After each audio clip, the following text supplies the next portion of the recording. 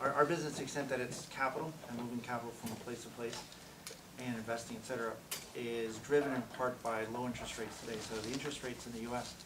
are the lowest, actually in the world. The lowest they've been in, my gosh, 30 years, 40 years. And if you look at the U.S. Treasury rate, the 10-year Treasury rate, it has not been this low since 1790. So we have to go back in time. So in terms of our asset type, real estate investments yield fairly high rates of return compared to the U.S. Treasury, et cetera. So we have a lot of capital moving in and out of our business, so it's definitely a very good time. And we're expanding our business, moving into different sectors, moving into healthcare sector, real estate related, senior housing, et cetera. We're very active in hotels, malls, office, et cetera. So it's a growth area. But we always have to keep our eye on the capital markets because something could happen one day. The U.S. government owes $1.8 trillion in a deficit, which you can speak more to. But someday we're going to have to pay that money back, and probably interest rates will move up significantly at that point. Just as a point of reference, in 2007, before the markets collapsed, you could deposit your money in CD for 2 years and get 5%. Today you get 0.2%. So it might come back to that level and interest rates move up. So that could affect our business. We have to be prepared to change as the capital markets change. But generally speaking, it's a good business at this point. Thank you.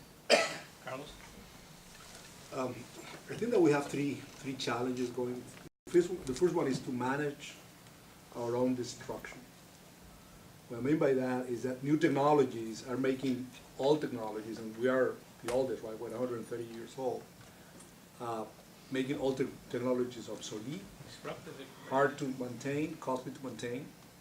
So last year we launched something that we call wireless home phone. This is not advertising, the industry launch. Verizon also has it.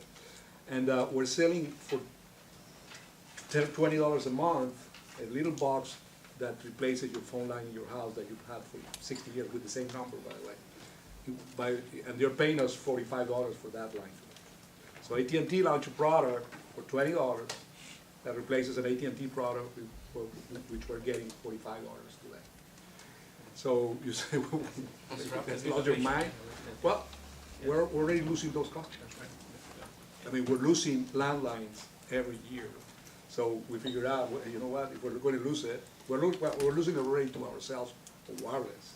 But if we're going to lose it, let's come up with a product so we can catch some of that decline in the product line. And that's happening not only in the phone lines, it's happening in actually what we call our old infrastructure. Everything that is not internet protocol, it's not IP, which is the way, that's going out. And we've made a public statement that we're going to replace all the technology by 2020. In the next 3 years, we're investing $60 billion. So, I mean, so how you manage your own destruction without, because by the way, that landline business is very profitable, right? I mean, we invest very little there. I mean, it's been there for 60 years. A cable that we lay, here, but we need to kill that.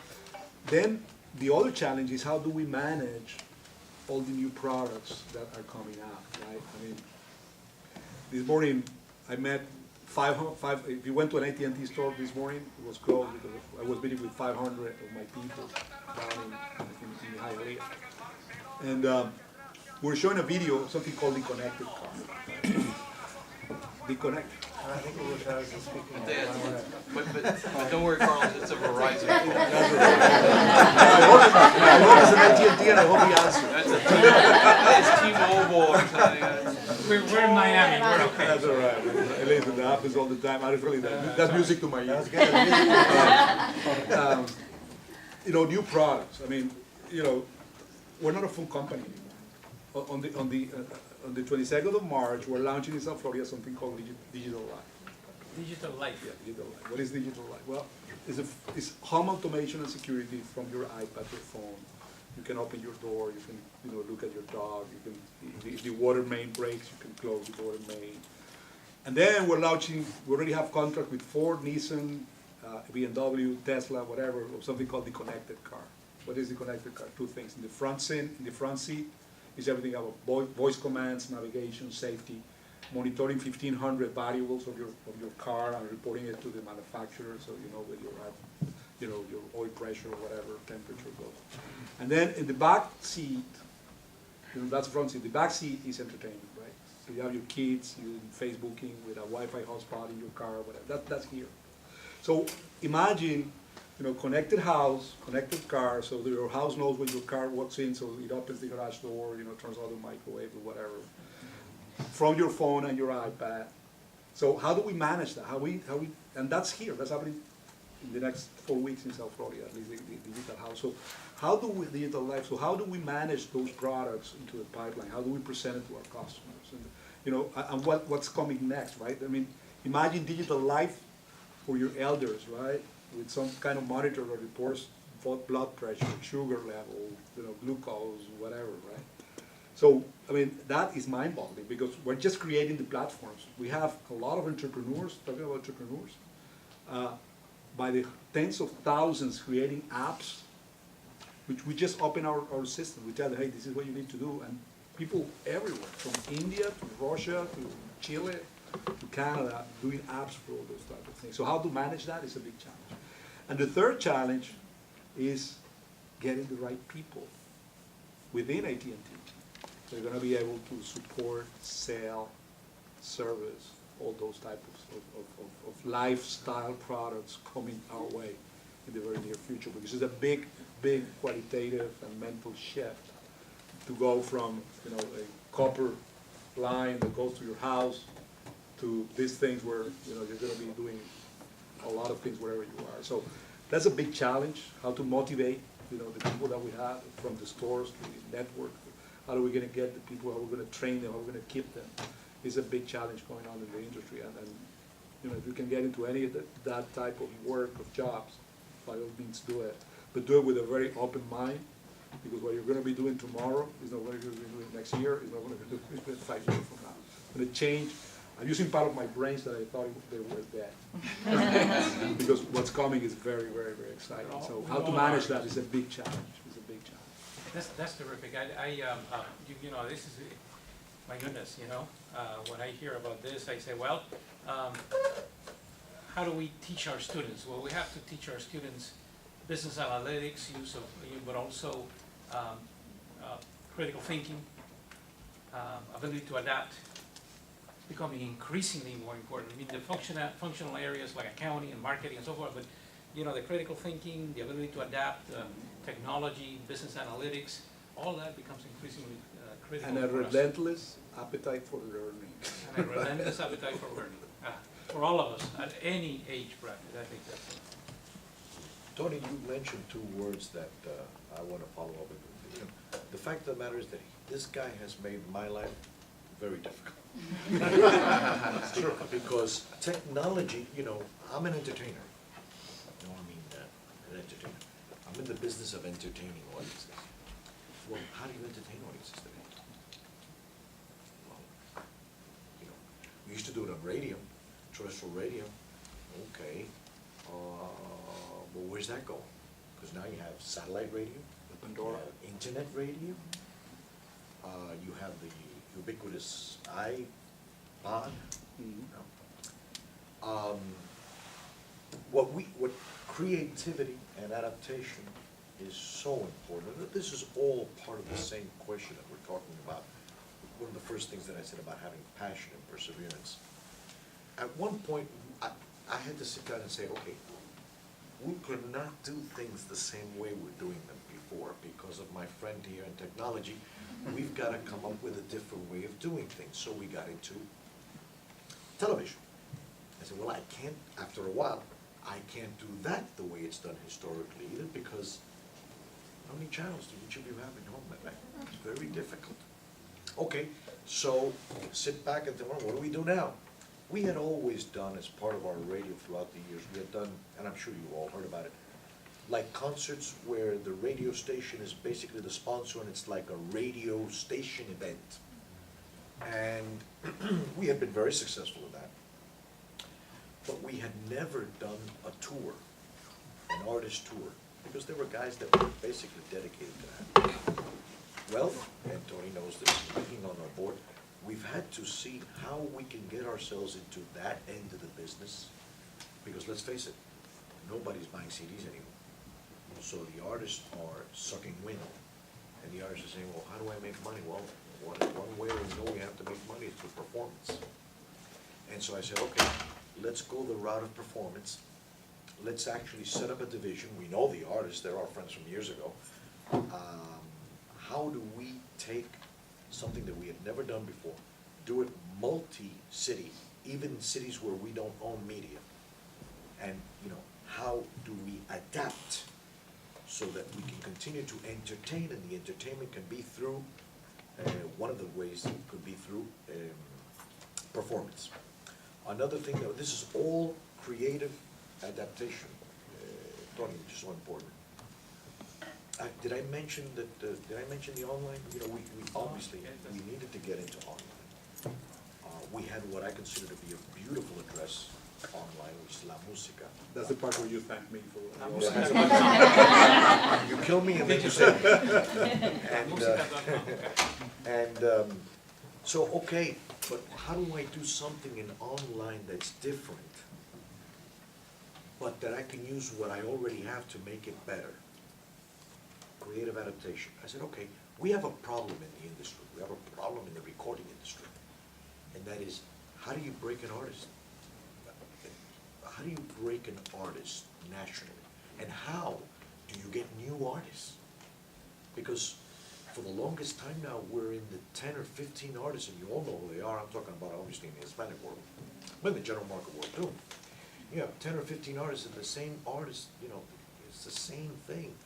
So I said, why don't we take a page out of maybe YouTube, take a page out of American Idol, and create an online entity, which is basically aimed at exposing new musical talent to the world, not just the US, to the world, now here comes the slightly creative part. But that's very aspirational, no? New talent, freedom, democracy on the internet. Yeah, but how does it work? Okay, so we have this radio and television station, don't we? Yeah. So why don't we do a voting, a democratic voting, and see who does well on that online site? This is, by the way, it's not limited to anybody who thinks they have talent can do it. And we'll take every week a select number of them from the ones that perform the best and put them on radio. And that way, you're actually accomplishing a number of different things at the same time. You're creating new talent, which in turn funnels your need for content on radio. You're hopefully creating enormous traffic on this site, not only nationally but internationally, which would be attractive to advertisers. Indirectly you get into music publishing because all this new talent, and a lot of these people are very talented, and then I'm talking about not only singers, songwriters, composers. They have now an outlet, so you have the whole question of publishing out there, which is a huge category. So, creative adaptation. How do we create something new and use what we already have to make it better? And I'm gonna tell everyone here that the first thing that I said is something that I absolutely believe in, because if you don't have those two pieces, you don't get to the creativity and adaptation, which is the passion and the perseverance.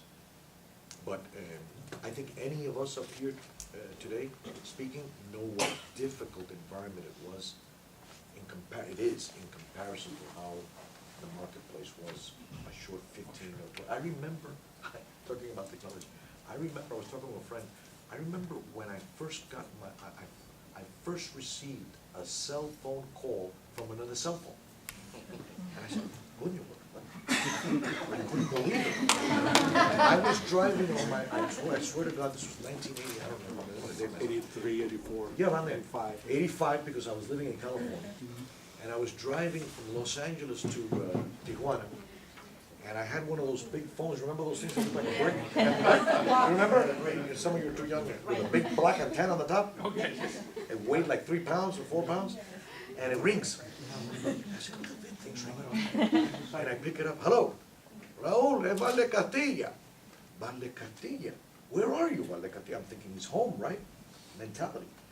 I'm in my car in Long Island. You're in your car in Long Island, and I'm in my car in Southern California. And it was an amazing moment for me, all that's happened after that. And as you say, Carlos, all that's gonna happen in the next 6 months, and then the next 3 months, and then the next 24 hours, you know. And you, for the benefit of the people that are here, and I so much appreciate this opportunity, Tony, to talk to students, because I think students are the future of this country and the future of the world. I'd like to end where I started, by saying that if you have a passion for something, and you persevere, passion is 99%. Perseverance, creativity, and adaptation are absolutely necessary to have a winning situation for yourself, for your company, for your family, for your life, and for the community. Thank you. We Can I have, say something, 10 seconds? oh, yes, of course. So, talk about the world is ending. September 2011, the census numbers came out. Or in 2010 was the census, I think, right? So probably a year later, the numbers came out. Population of the United States, 307 million. September 2011, number of wireless devices in the United States, 307 million. Amazing. So, so, you know, was that the end of the industry? Thanks God, there's a lot of creativity, creative and adaptive people. So now we're looking at 10 devices per person. What's that? 10 devices per person. Per person. Between your door lock, your car, your iPad, whatever. 10. So the market is only 10% penetrated. So we can grow 90%. That's only here, you can imagine. Hopefully. Can I jump in for a second? Because I think where this is going is fabulous, and Carlos, I think you're right, we will get to 10, we'll probably get to 20, okay? But, you know, what I would tell everyone here is, you know, take the headphones out. I mean, I see people sending messages to each other that are in cubicles next to each other. They can actually see, like you two ladies are. You can see each other, but you're typing messages. We are losing to me, which is the greatest gift, and we said it already, communication to each other. And don't let, we cannot allow all of this to absorb us. And there was, my kid, I had 3 kids, and then, well, young adults and all of that, but one of them only once wore the headphone to the table. It just took once, because they got ripped out immediately when they wore it to the dinner table. And look, don't worry, I'm not gonna rip anybody's headphones out, but what I'm just saying is, the need to interpersonally act with each other is still the most precious gift we have. And we should use these devices to enable us, to make things quicker and all that, but not to lose the most precious element we I have. agree with you. And we, by the way, we have launched, last year, we launched a very successful campaign. And it was so successful that Verizon, our main competitor, is joining forces. Don't text and drive. Yeah, see that right there. Right, so, a very important message, and I agree 100% with you. You know, the technology should be an enabler, not an isolator. And, you know, these devices can make your life easier, but if you don't talk to each other and you don't know who your neighbor is, who your family is, they're not going anywhere.